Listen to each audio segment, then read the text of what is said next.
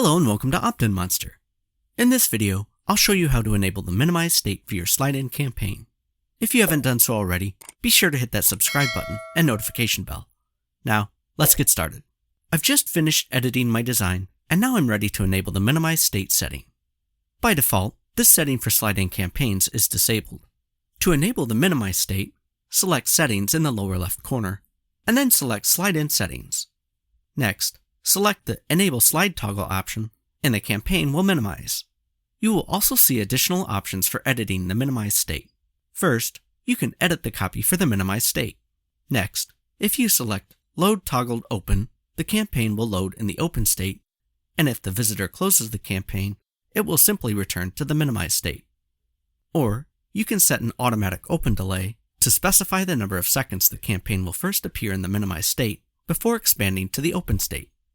If you set the automatic open delay to 0, the campaign will remain in the minimized state until the visitor manually clicks the minimized bar. To further adjust the styling of the minimized state, select the Advanced tab, and then select Slide-in Settings. Here, you can adjust the style, background color, box shadow, rounded corners, spacing, font settings, and button settings if you want. If you have any questions, browse through our helpful documentation. Or, for further assistance, you can submit a support ticket, and we'd be happy to help.